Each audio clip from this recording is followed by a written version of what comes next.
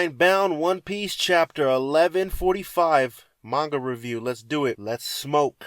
The cover page shows Ulti embracing her brother, page 1. Yamato's got their back towards them because, well, it's a pretty awkward moment between them, you know what I mean? So Yamato's like, I don't want to watch this shit. Nah, I'm just kidding.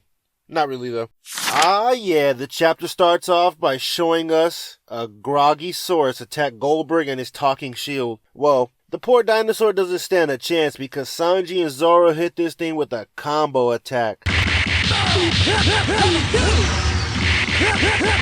The attack ends with the dinosaur being separated from its head. Very similar to how a bunch of dinosaurs end up whenever there are giants from Elbaf around. Like, seriously, it's like, why are these dinosaurs just getting murked by giants?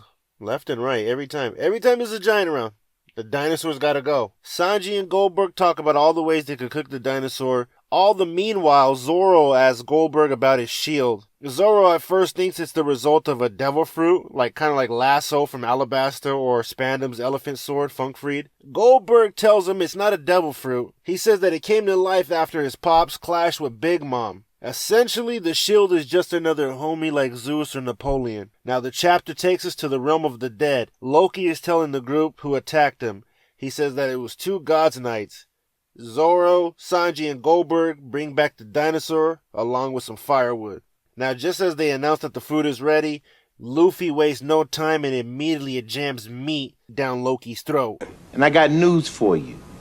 That means you're gay. Whoa, what the fuck, man? Who the hell told you to start stuffing meat down my mouth, fam? Yeah, who cares?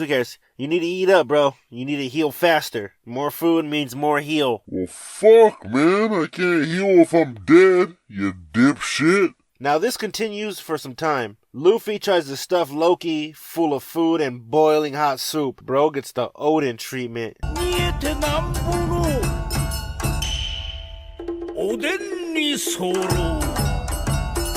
But I do believe that Luffy is doing all this in an attempt to find out Shanks' whereabouts. Loki says he was not lying about withholding the information about Shanks' location. But he ain't gonna tell him shit because the deal was that Luffy was to free Loki from the chains first. So the deal's off. Now, Loki tells Luffy that he understands what it means to look up to a pirate when you're young. Now for one of the spiciest parts in the chapter. We see a flashback of Loki asking a silhouetted figure to let him join his crew. Now, of course, the shadowy figure, which is presumably Rox D. Zebek, tells Loki to fuck off, which causes Loki to stupidly challenge Rox to a fight. And just as you thought, doesn't go well for Loki.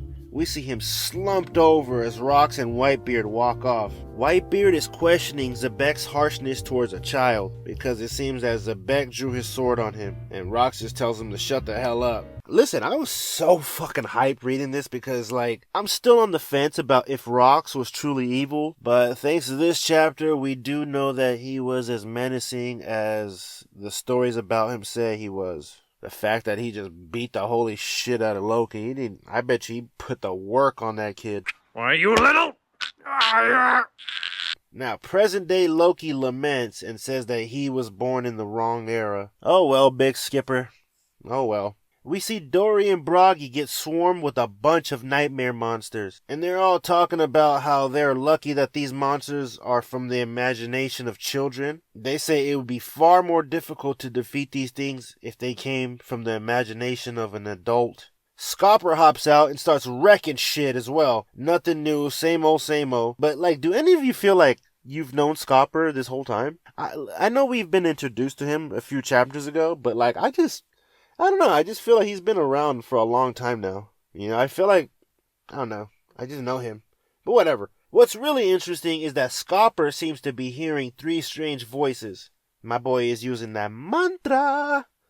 Hey, no, seriously though, this is giving me some Skypiea vibes. All of Elbaf has been giving me Skypiea vibes, so this is no shocker to me. You guys remember that though? You remember in Skypiea where Enno and Isa could hear people across the island? Well, Enno can hear all of fucking Skypiea, but Isa can hear people from, really far away. That was that mantra shit. But anyway, we see the fire brigade fighting the flames of the tree, and it seems that Saul has defeated Fenrir. The monster that jumped out last chapter, bro is knotted the hell up. This moment right here is called fucking around and finding out. But Saul is calling out to the fire brigade to hurry the hell up. While that's going on, St. Summers and Gunko are just sitting there being total pieces of shit.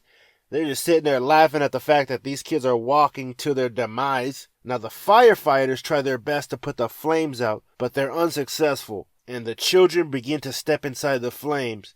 And that's when a giant hydro pump gets shot at the flames.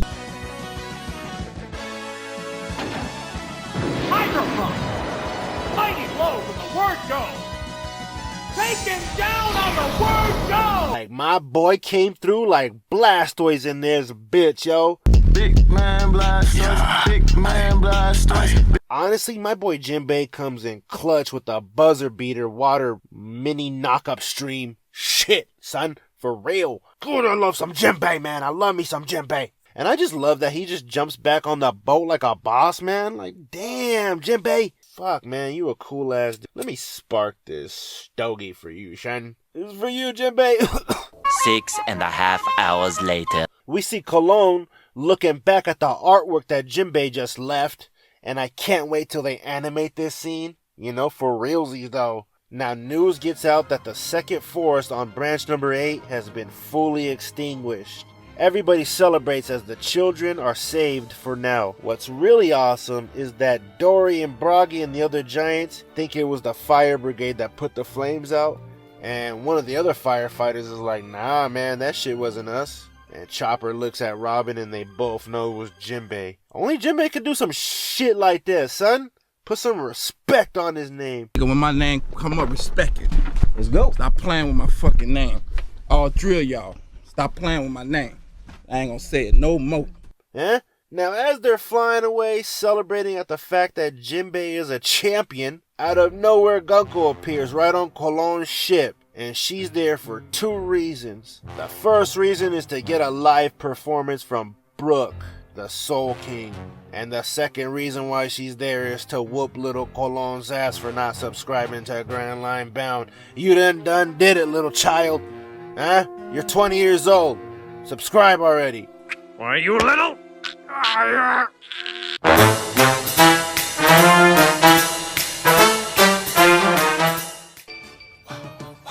Hey, I'm protected with my peace. I'm selective with the company I keep. I stay tucked like crease. That's why city jockin' when I pop it on the scene.